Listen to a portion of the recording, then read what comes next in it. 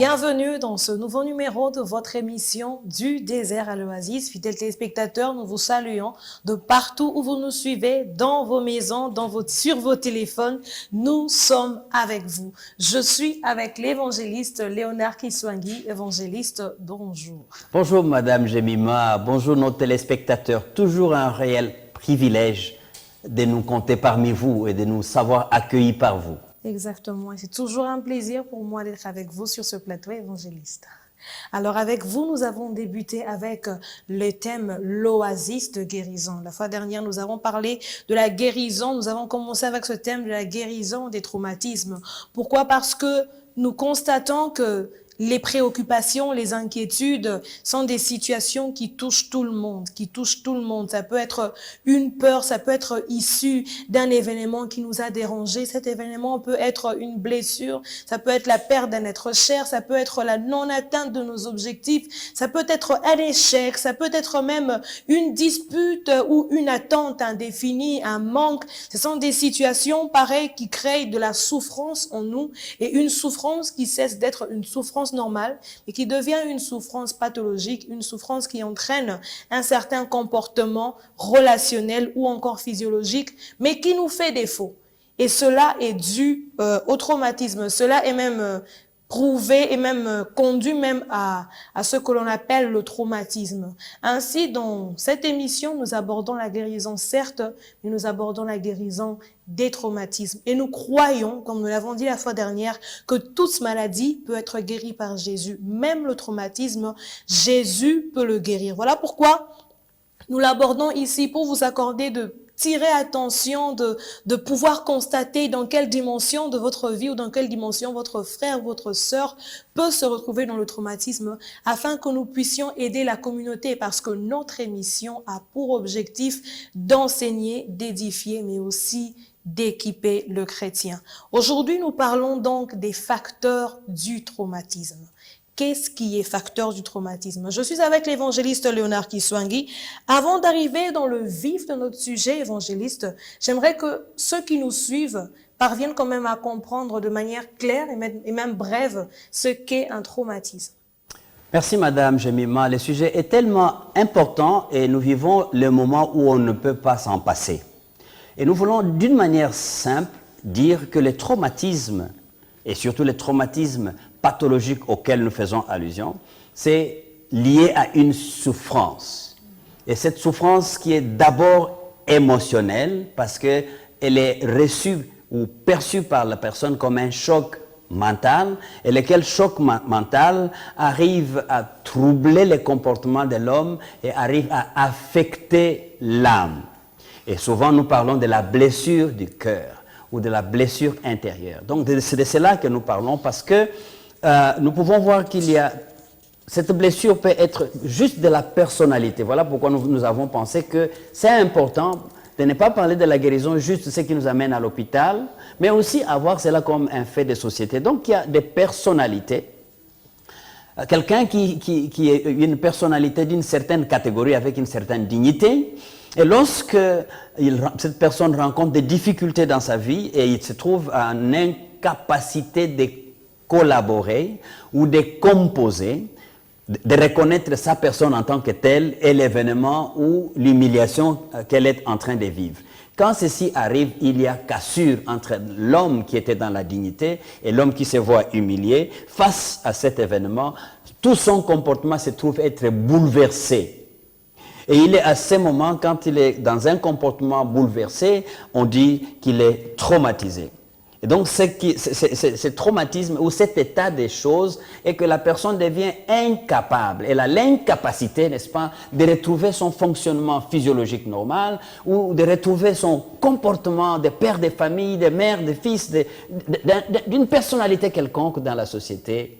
Le fait d'avoir l'incapacité de retrouver ce bon réflexe, de se défendre devant la situation ou de s'adapter devant la situation, peut être catégorisé comme ce trouble comportemental, dû au traumatisme, dû à un choc émotionnel. Dû à un choc émotionnel. Et donc, il y a ce que vous avez appelé le bouleversement qui conduit à un comportement qui est, comment on peut le dire, irrégulier.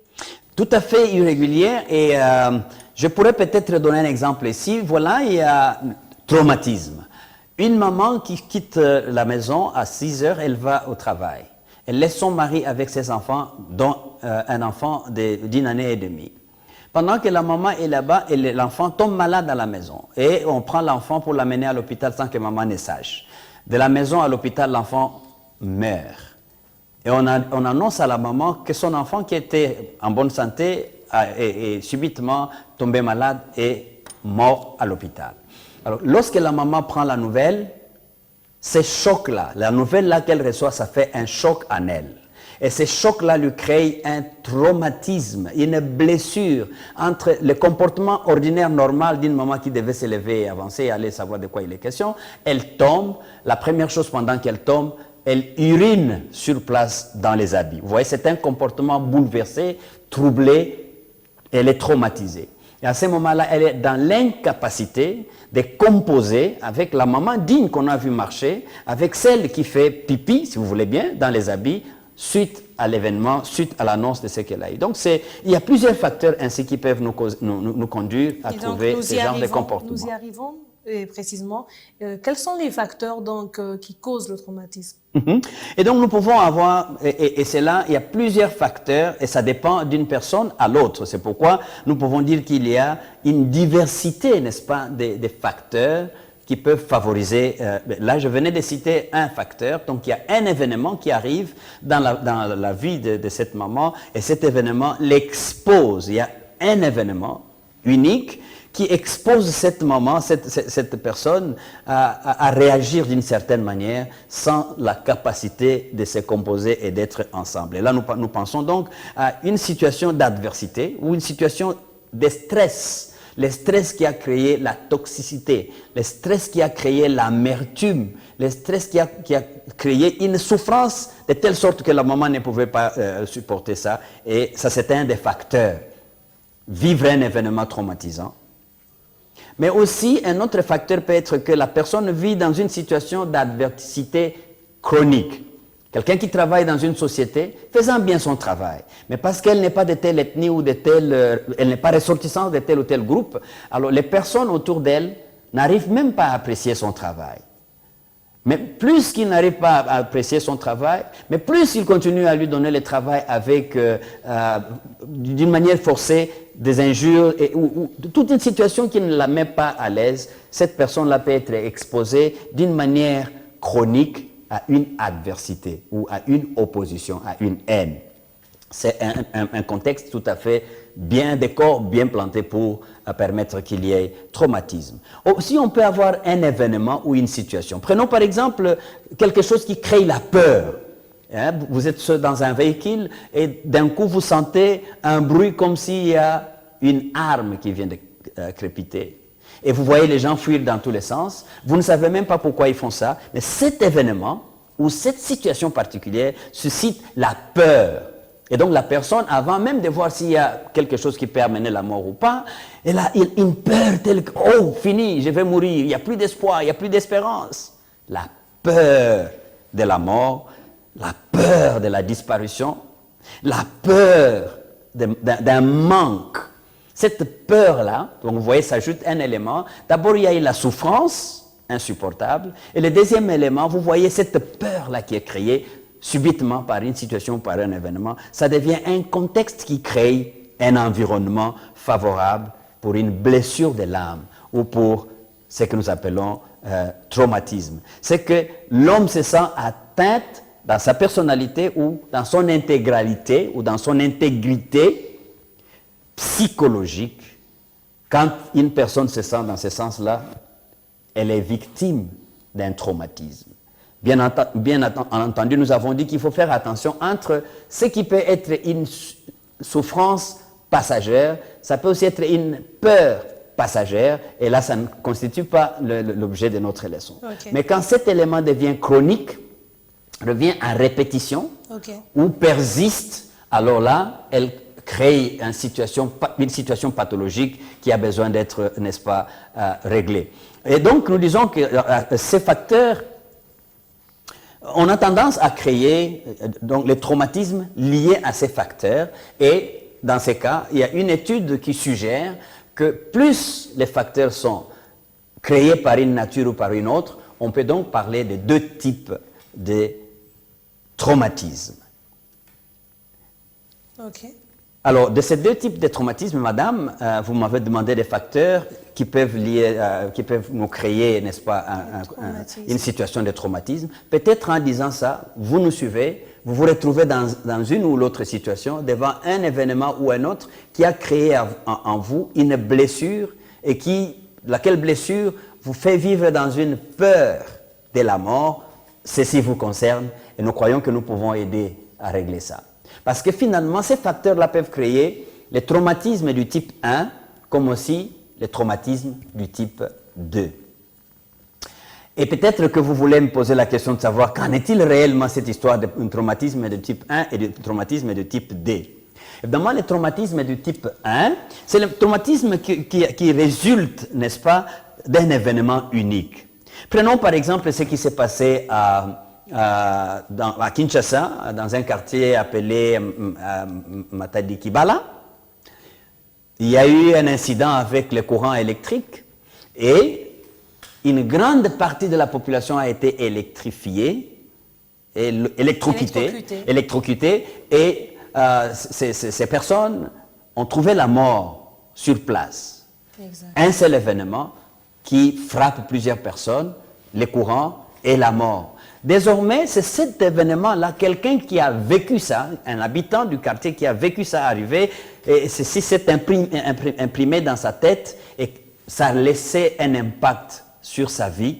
Et toutes les fois qu'il voit les courants, ça se réfère à la mort, n'est-ce pas? Toutes les fois qu'il voit, il passe par ces marchés-là, tout de suite dans sa tête se déclenche un mécanisme, il y a la mort. Vous voyez, cet événement-là unique qui crée cette blessure, cette cassure dans l'intérieur de l'homme devient un événement unique, de nature unique, mais qui n'est-ce pas, qui peut dévaster tout l'être de l'homme et créer une situation de traumatisme et qui peut aller d'une personne à d'autres personnes et qui peut être chronique parce que la peur là qui a été créée pendant cet événement de cette affaire peut devenir chronique parce que toutes les fois que, même quand on parle de Matadi Kibala, cette personne a peur.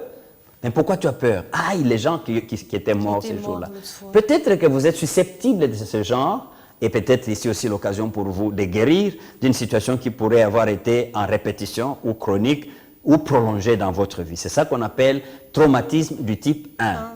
Un événement sur un individu et qui se répète tout en créant une blessure. Mais nous parlons aussi des traumatismes, n'est-ce pas, du type 2, où il est question d'une succession d'événements ou de situations dans la vie d'un individu. Et cette situation ou cette série de situations aboutissent à créer une situation traumatisante dans la personne, arrive à troubler, à bouleverser le comportement de la personne. Prenons un exemple. Vous avez un enfant qui est maltraité à la maison parce que, d'abord, il y a divorce entre son père et sa mère. Le divorce qui a eu lieu entre son père et sa mère crée une situation traumatisante. Et le papa se remarie à une autre femme qui arrive. Cette maman ne considère pas cet enfant comme un être vivant. Le traite de n'importe quoi et n'importe quand. Donc, ça devient un deuxième élément. Okay. Et cet enfant qui se bat déjà avec ces deux situations, arrive à l'école et le matin, la maman l'a insulté. À l'école, le maître le voit tout triste, mélancolique, il ne prend même pas le temps de poser la question. Il insulte cet enfant en disant « Tu es vraiment l'idiot de cette classe, tu es vraiment l'enfant le plus bête qui puisse exister. » Il y a une succession d'adversités autour de cet enfant, mais de diverses sources convergent sur cet enfant. Et ça peut être un enfant, ça peut être une femme, ça peut être un homme, ça peut être un agent au travail qui vit ce genre de choses. Et le fait que ces éléments qu'on donne passent par sa tête, et il n'arrive pas à conjuguer des efforts pour comprendre pourquoi lui doit vivre dans ce genre de situation. Et nous disons qu'ici, il y a une complexité d'événements, une complexité de situations autour de cet enfant et qui crée un traumatisme. Ce traumatisme-là ne sera pas appelé un traumatisme unique, mais ça sera appelé un traumatisme complexe ou traumatisme de type 2. Deuxième type ou de type 2. Voilà. Okay. Merci, évangéliste Léonard. Comme nous l'avons dit, nous avons parlé des facteurs qui favorisent en fait la naissance des traumatismes dans la vie d'un individu. Ça peut être un enfant, tout comme ça peut être un adulte, une mère de famille, un père de famille, un homme dans son service. Et donc les traumatismes atteignent tout le monde. Comme nous l'avons dit, ça peut être issu d'un stress, un stress qui crée de l'amertume, une situation d'adversité continuelle, c'est aussi un facteur de traumatisme dans nos vies, une situation qui crée la peur, ou même la peur elle-même, la peur de l'inconnu, la peur de l'avenir de ses enfants, la peur de l'avenir de nos vies. Et ce sont des situations qui, lorsqu'elles créent des souffrances émotionnelles qui perdurent, bien sûr, emmènent au traumatisme. Du moment que ce sont des souffrances qui sont passagères, comme l'a dit l'évangéliste, on ne peut pas les compter dans les traumatismes. Mais si ce sont des souffrances chroniques, cette peur devient chronique, ce stress devient chronique, l'amertume devient chronique, alors là, ça devient un traumatisme dans la vie de l'humain. Et donc, c'est question de nous éveiller, de nous emmener à un éveil de la conscience, à une plus grande attention face aux situations que nous vivons, parce que cela peut nous arriver, mais ça peut aussi arriver à ceux qui nous entourent. Évangéliste, un mot de la fin avant que nous puissions conclure. Un mot de la fin, Madame Jemima, c'est vraiment me rassurer que nos téléspectateurs sont avec nous. Ce sujet est assez technique, mais aussi assez important. Il n'est pas souvent abordé dans notre communauté. Exact. Et nous voulons nous donner le temps qu'il faut pour que vous qui nous suiviez, vous réalisiez, est-ce que votre comportement vis-à-vis de votre mari, des enfants ou de personnes du quartier, tel que on vous traite, vous ne pensez pas qu'il y a quelque part une manifestation de traumatisme dans votre vie? Peut-être en nous partageant votre expérience, nous pouvons revenir à vous avec les éléments qui suivront. Mais probablement que vous vous sentez déjà dans une situation qui peut vous amener dans un traumatisme pathologique. J'en ai souffert et nous pouvons partager avec vous. Est-ce que vous sentez que votre façon de raisonner et de vous comporter, il y a une division dans votre tête et quand vous réalisez très bien cette division, cette situation, ces sentiments que vous avez proviennent de l'événement que vous avez vécu, subi ou que vous continuez à subir dans votre contexte de mariage, dans votre contexte d'église, dans votre contexte professionnel. Quelle est probablement l'observation ou la constatation des événements ou des situations autour de vous qui sont déjà prêtes à devenir un traumatisme pathologique? Ce soir ou ce matin, selon que vous nous suivez, notre objectif est de vous accompagner dans la situation qui est la vôtre. N'hésitez pas de revenir à nous selon les indications que Madame la journaliste nous donne. Merci évangéliste, merci évangéliste. Comme vous l'avez compris, notre émission a vraiment pour but d'aider l'Église et d'équiper. Et si vous avez des questions, vous avez des préoccupations, vous voulez nous partager votre expérience, n'hésitez pas parce que votre expérience peut aider d'autres personnes qui nous suivent. Et donc, le numéro est affiché au bas de l'écran. N'hésitez pas, s'il vous plaît, de nous écrire. Nous savons garder l'anonymat. N'hésitez pas non plus de nous appeler ou d'écrire en commentaire sur notre chaîne YouTube African Enterprise RDC où vous trouverez cette émission. Nous allons demander à l'évangéliste de prier pour nous qui suivons cette émission afin que Dieu nous aide à relever ces problèmes que chacun de nous rencontre. N'appelez pas malédiction ce que la Bible n'appelle pas malédiction. Okay. Votre situation, le Seigneur peut vous aider. Ne vous sentez pas désespéré. Okay. Il y a des gens qui utilisent abusivement les mots traumatisme alors qu'ils ne le sont pas. Et si vous ne l'êtes pas, ne vous sentez pas obligé. Mais si vous sentez que le besoin est là, le Seigneur est ici et maintenant prêt à vous venir au secours. Écoutez la prière et suivez. Seigneur notre Dieu, nous voici dans un monde plein de préoccupations. Tout le temps, oh Dieu, exposés à des situations qui frappent et qui nous choquent de notre mental à notre âme. Nous sommes désespérés, nous sommes troublés, nous sommes blessés et avons besoin, oh Dieu, que tu interviennes dans notre situation. Dis un mot à un frère, à une sœur qui nous suit et que ceci soit une ouverture et un début de guérison que toi seul, Jésus, tu es venu accorder. Nous avons besoin, Seigneur, que tu nous visites. Au nom de Jésus. Jésus. Amen. Amen, amen, amen. Merci évangéliste Léonard. Merci à vous de nous avoir suivis, fidèles téléspectateurs. Restez branchés sur votre chaîne de télévision Be One. D'ici, nous vous disons bonne suite de programme sur cette chaîne et que notre Dieu vous bénisse tous.